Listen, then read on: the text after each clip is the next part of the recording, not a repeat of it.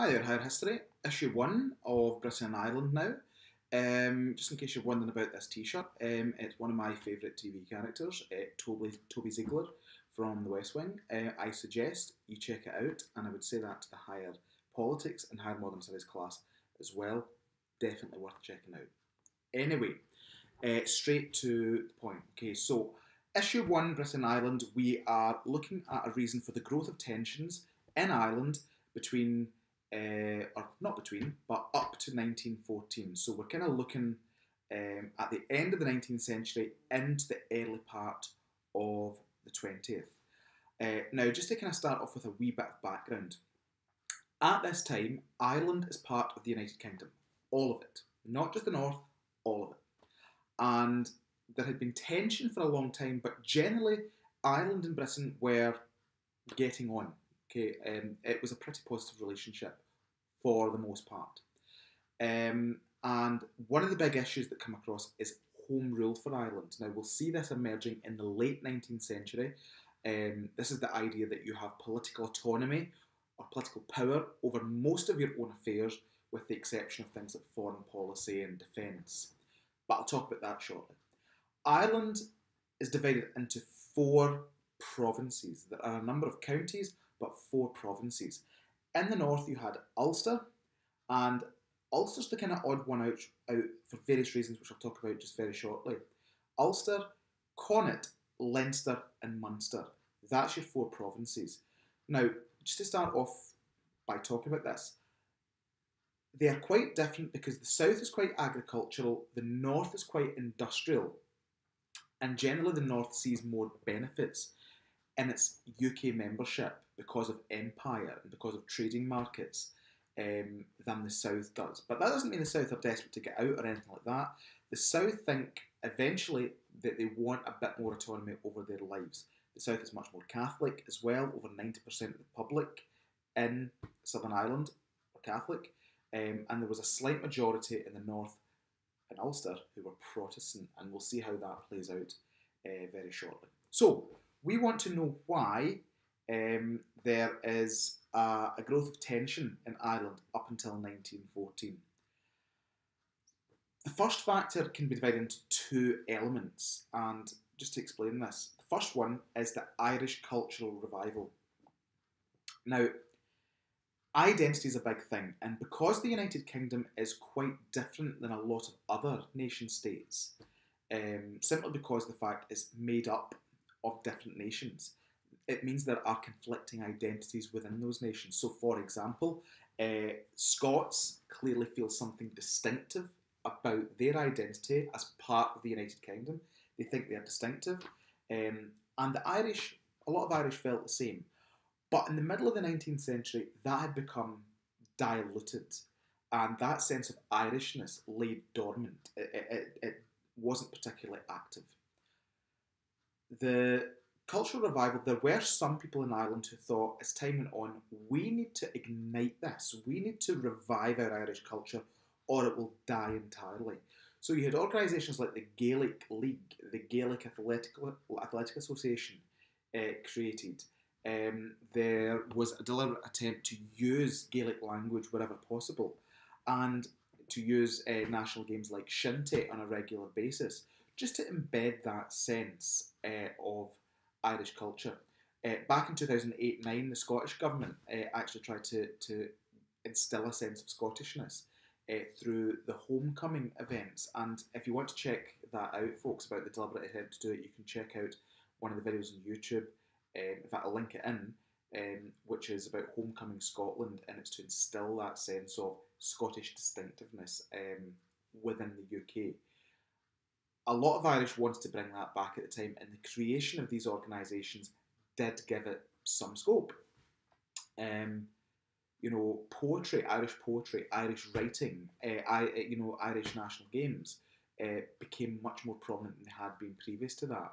So it's worth considering this revival being important, causing tensions, because what would happen when Irish culture becomes more prominent, it would naturally, doesn't have to, but there is a natural friction that begins to emerge between British identity and Irish identity, and the stronger Irish identity gets, people begin to question the purpose of their British identity, and some would argue that that led to growth of tensions. It's perhaps a long-term factor. It's perhaps something that undermines a sense of Britishness in the long term, but it does bring about a sense of Irishness that had been lacking in the earlier part of the 19th century, as there was a kind of a feeling that it was laying dormant. So the second element of that first factor is we look at the re-emergence of Irish republicanism. There had been a strong push for Irish independence away from the crown for a long, long period. But like culture, it had laid dormant for quite a while. There had been an attempt at Irish republicanism back in 1798, and this was really the first time that it had kind of revived itself properly. The creation of Sinn Féin, which means we ourselves, Sinn Féin, the political party, around 1904, gives a voice to those who would like an Irish republic. And this sense of Irish republicanism was given extra oxygen because of what happened in the 1840s. And it was the Irish potato famine. And the Irish potato famine was a difficult time for Ireland, dependent on the Irish potato crop. It failed, and there was a feeling that the British government did not react in the helpful way in which it should have, and that embedded quite a lot of anti-British resentment during that time. Furthermore, there was also protests at the visit of Queen Victoria. So there was a republicanism, a kind of anti-British element underneath there, although it wasn't significant. And we know it wasn't significant because Sinn Féin did not perform well in its early elections. It barely registered, actually. So if we say on the one hand that, you know, the very creation of a Republican Party demonstrated or perhaps even contributed to tensions, that's one possibility. You could say, however, it was merely a symptom of underlying tensions, and you could also say that their impact was really minimal and wouldn't really have mattered a great deal. That moves us on from the first bit to the issue of Home Rule. Before I kind of speak about the 1910 election as a factor, I want to talk a wee bit about the issue of Home Rule. Home Rule means controlling your own affairs within a broader context. So Scottish Home Rule would basically mean Scotland controlling essentially most of its affairs, barring some Welsh and the United Kingdom. And this was the idea that many Irish were interested in. There was a growth of land reform and a growth of political leaders in the late 19th century, and that fed the appetite for more control over your lives without necessarily wanting to leave Britain. So, leads me to factor two. I'll talk about the 1910 election in a minute, which I think is absolutely crucial. But factor two is this idea of religious and economic differences. I already stated at the start of the video that there was a majority of Protestants in Ulster. And if you want to look at a wee bit of background at that, you would look at planters from Scotland. I would check that out. But there was about 50% of the population in Ulster that were Protestant, and many of them were industrial workers working in the shipyards, powering Britain's efforts within the empire, you know, similar to the Clyde in Glasgow. So it was a real powerhouse of the British Empire. So if you were living in Ulster and you were Protestant, and if you were employed, you were very unionised because of your work, there was a feeling that there was a benefit to union. There was a real positive for union there. That level of positivity did not exist in the South. It may not have been outright hostility towards Britain, but there was there wasn't outright hostility, but there was clearly not the same level of support for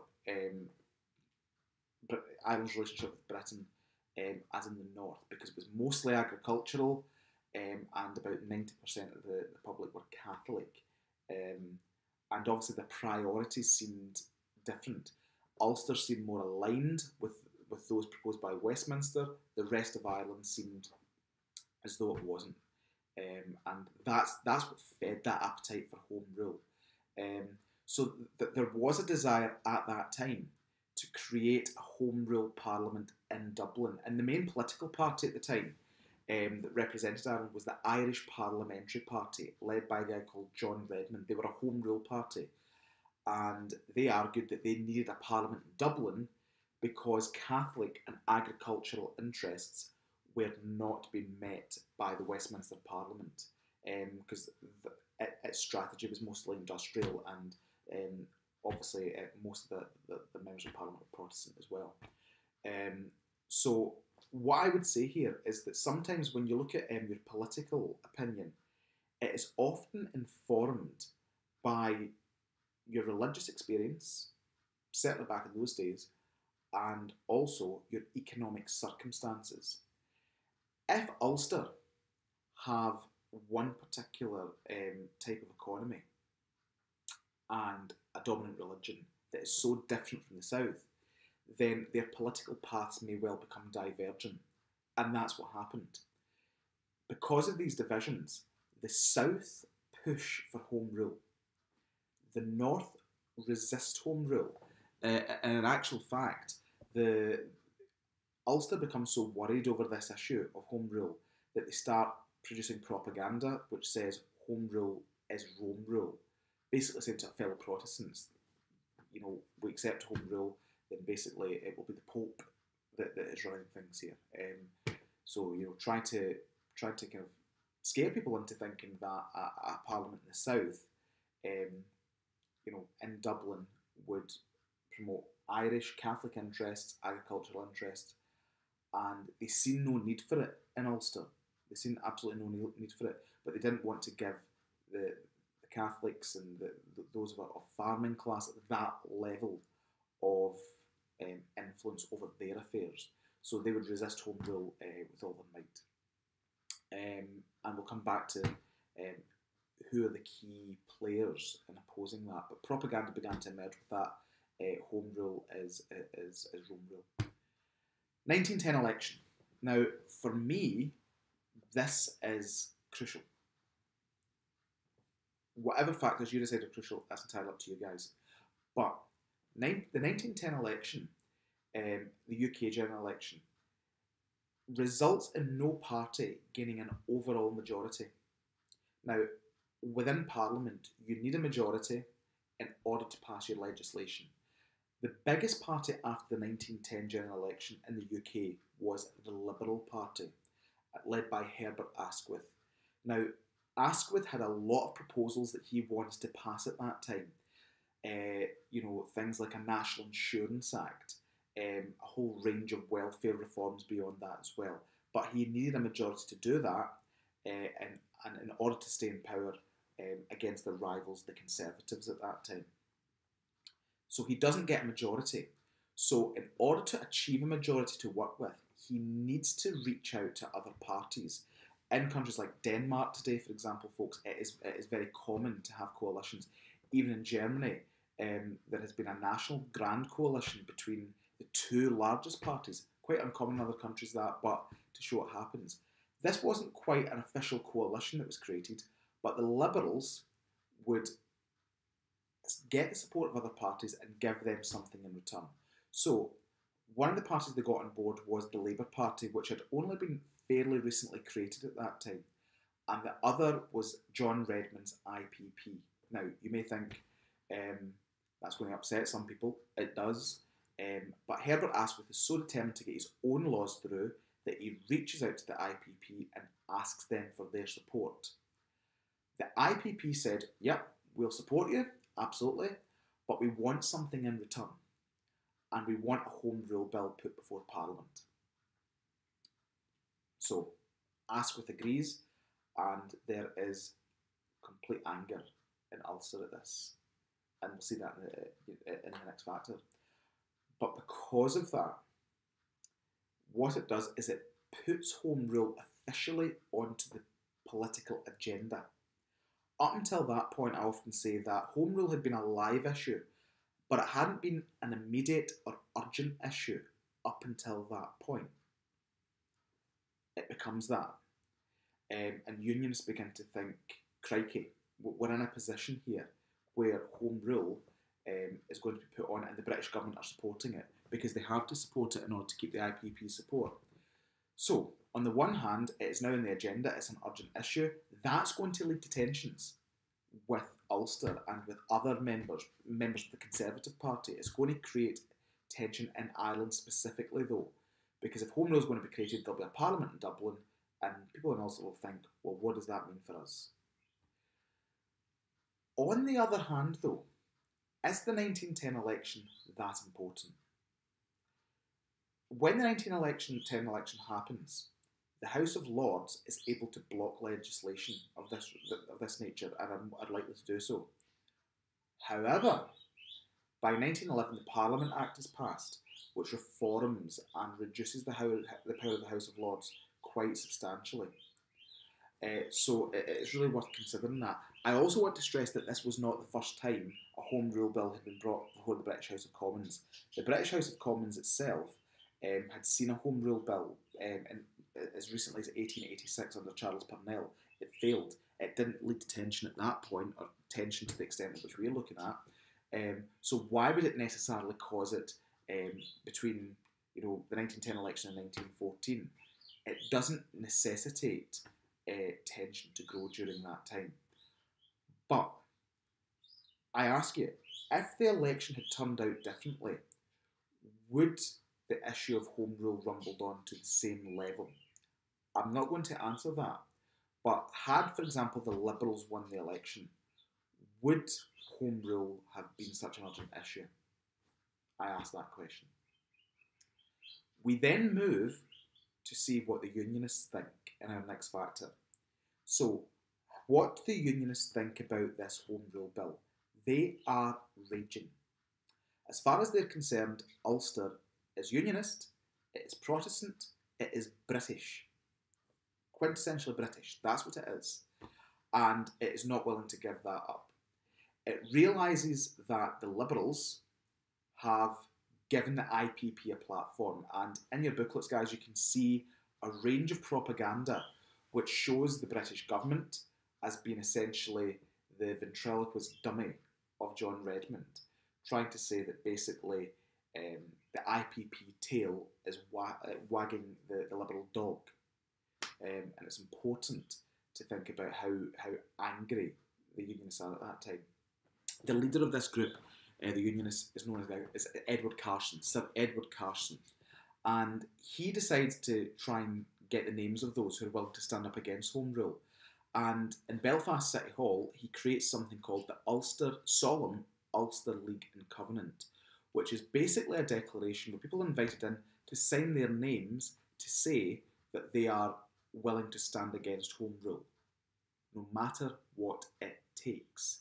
And it was alleged that some of these members were so determined to stand against Home Rule that they signed in their own blood. Whether that's true or not, I don't know, but that was rumoured at the time.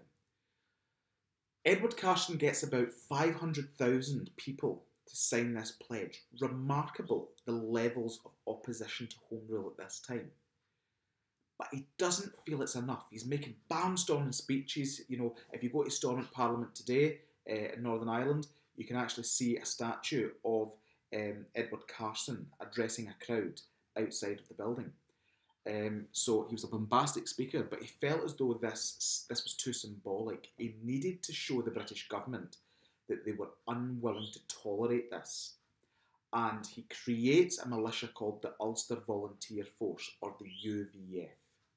And by creating the UVF, he was basically signalling to the British government that we were willing to take up arms to defeat Home Rule.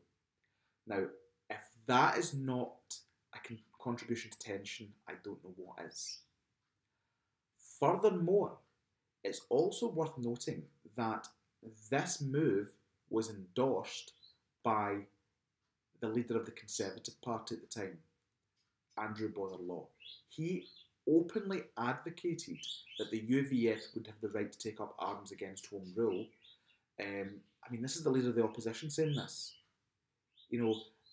That there is going to then make the IPP jumpy, that, their law's not going to get passed. There's a group who are ready to take up arms, which leads me to my next factor, folks. The Irish Volunteer Force, the Irish Volunteers. The Nationalists feel that, wait a minute here, our Home Rule Bill that we thought was going to go through Parliament is now been endangered by a militia set up in Ulster, has the support of the leader of the Conservative Party. We're going to get done out of this here. So they respond by arming themselves as well in response to Carson's move with the UVF.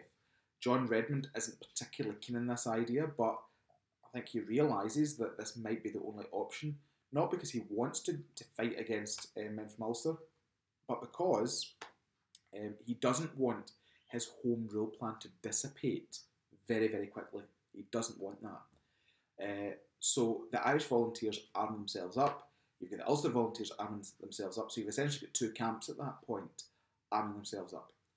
It is again worth noting though that at this point no actual violence really takes place. It's what we call sabre rattling. Basically they're arming themselves up, showing what they are willing to do to get their own way. But things have become so tense by that point, folks, that by 1914, by the time that it's only interrupted by the outbreak of the war, but at that point, tensions had risen for a range of reasons. A range of reasons.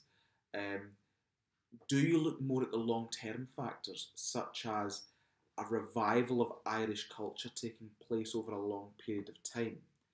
Do you look at something like the 1910 election, which sparks Home Rule onto the agenda very, very quickly? Do you look at differing religious and economic issues? If it wasn't for them, would we have a problem with the Home Rule issue? Does the blame lie with Edward Carson? Did he take irresponsible steps? Does Andrew Bonar carry a lot of responsibility? And the Irish Volunteers, should they have simply stuck to the diplomatic and democratic way of doing things rather than responding to the Ulster Volunteer Force? That is up for you to decide, folks. What you can always say that a long-term factor is the most important, and you can equally as validly say that a short-term factor is important. Make sure that you choose one and you're able to explain it. I think this issue is particularly good for evaluation because there's plenty of new information you can bring in. So, for example, with the Ulster Volunteer Force, you may want to leave the Andrew Bonar thing to your evaluation, bring something fresh in there. For the 1910 election, you might want to bring in Charles Parnell's 1886 bill into evaluation, or the issue with the House of Lords. Entirely up to you. But I think it's a good one to consider. Hopefully this has been helpful and you're able to mould an essay which has a coherent and logical line of argument. Take care.